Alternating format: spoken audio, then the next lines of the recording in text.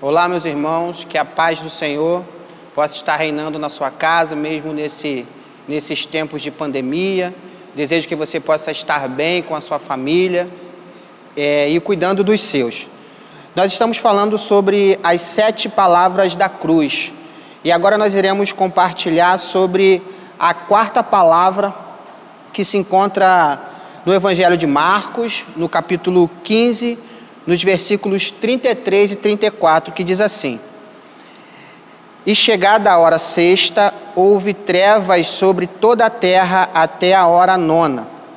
E à hora 9 Jesus exclamou com grande voz, dizendo: Eloi, Eloi, lama sabactani, que traduzindo é: Deus meu, por que me desamparaste? O texto nos apresenta que houve escuridão de 9 até as 15 horas da tarde. E se houve escuridão, é porque significa que o dia estava claro. Algumas versões vão apresentar para nós que havia sol e houve escuridão sobre o sol. E é exatamente nesse cenário de escuridão que Jesus vai bradar em alto e bom som: Deus meu, por que me desamparaste? É interessante que nas palavras de Jesus, ou parecem estar contidas nas palavras de Jesus, um sentimento de angústia, um sentimento de desespero e um sentimento de desamparo.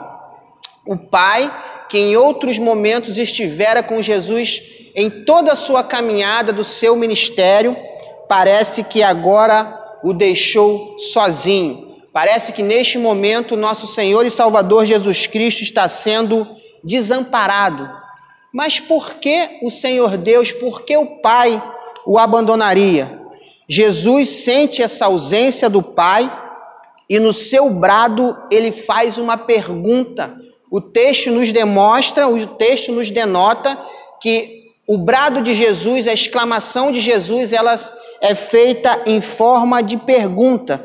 Por que o Senhor Deus me abandonou? Deus, neste momento, ele precisava punir Jesus pelos nossos pecados. Deus precisava fazer Jesus maldito por nós. Deus precisava desampará-lo neste momento, para que ele, Jesus, levasse toda a culpa que não era sua para salvar toda a humanidade pecadora.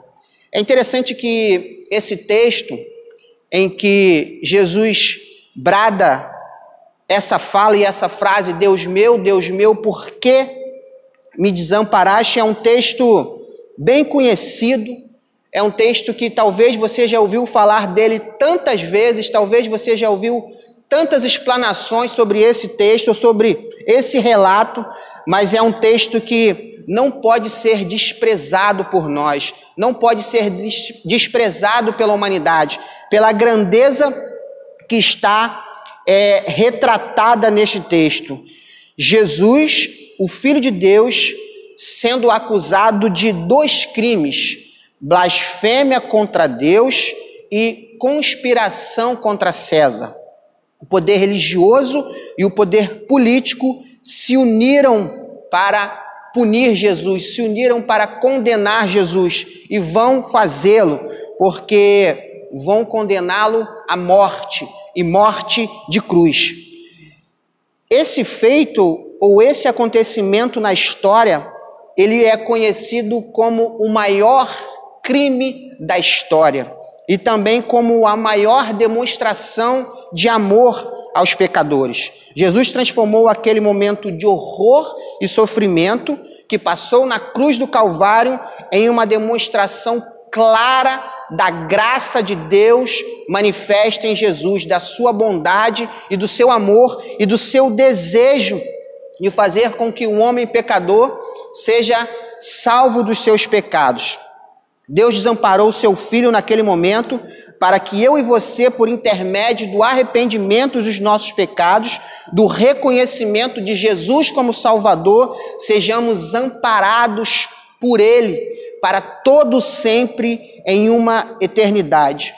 Por isso, meu querido, não importa o tamanho do pecado, não importa o que você já fez, não importa o que você ainda há de fazer, Jesus já pagou pelo meu e pelo seu pecado. Jesus já pagou pelas nossas transgressões. Jesus já pagou o preço, e o preço caro, preço de sangue, preço da sua vida. Não permita, meu querido, que a culpa, que o medo impeçam você de estar na presença de Jesus. Não invalide o ato de Jesus na cruz do Calvário. Deixe que o perdão de Jesus alcance você. Deixe que o perdão de Jesus alcance o seu coração. Talvez você que esteja me assistindo nesse momento, talvez você ainda não tenha um encontro com Jesus, ou talvez você que é meu irmão na fé, carregue alguma coisa no seu coração, carregue algum peso no seu coração, carregue alguma angústia no seu coração, que você não consegue libertar, que você não consegue se libertar disso, e você talvez ache que não há perdão para você, você acha que para esse pecado você não consegue ser perdoado. Jesus morreu por mim e por você, para que toda a minha culpa, para que toda a sua culpa fosse levada por Ele lá na cruz do Calvário. Não importa o que você fez, querido, não importa o que você ainda irá fazer, Jesus já morreu por todos os nossos pecados e por todos os pecados de toda a eternidade, de toda a humanidade. Eu queria convidar você neste momento a fazer uma oração, pedindo perdão ao nosso Senhor Deus pelos seus pecados. E se você tem o desejo de se arrepender e entregar a sua vida a Jesus, você pode fazer isso aí na sua casa, assistindo a esse momento de devocional que nós temos feito aqui. Vamos orar, querido. Pai de amor, Deus querido, queremos te agradecer por este dia, queremos te agradecer pelo seu sacrifício que tem tamanha importância em nossas vidas. O Senhor Deus enviou o seu Filho Jesus para que pudéssemos ser salvos, para que pudéssemos ser resgatados da condenação eterna, Senhor. Ó Deus querido, vai de encontro a qualquer irmão meu que nesse momento esteja sentindo algum sentimento de culpa por algum pecado, que ele possa reconhecer o seu pecado, que ele possa reconhecer a sua fragilidade e que ele possa lembrar que no Senhor, no seu sacrifício na cruz do Calvário, nós temos esperança, porque o Senhor morreu para que as nossas transgressões fossem apagadas, Senhor. Perdoa os nossos pecados, Senhor. Perdoa aqueles pecados que cometemos às vezes sem perceber. Perdoa aqueles pecados que cometemos também, Senhor, pensando, sabendo que vamos pecar, Senhor. E perdoa, Senhor, também por pecados que ainda vamos cometer, porque ainda assim o faremos muito enquanto estivermos aqui nesta terra e nesse corpo que ainda é corruptível e suscetível, Senhor, ao pecado. Tome todos em suas mãos, toma os meus irmãos que nos assistem em tuas mãos e que nós possamos viver um tempo de arrependimento, viver um tempo em que possamos olhar para o Senhor, nos arrepender e pedir perdão dos nossos pecados. É o que te peço, te agradeço, em nome de Jesus, amém. Que Deus abençoe você aí na sua casa, querido.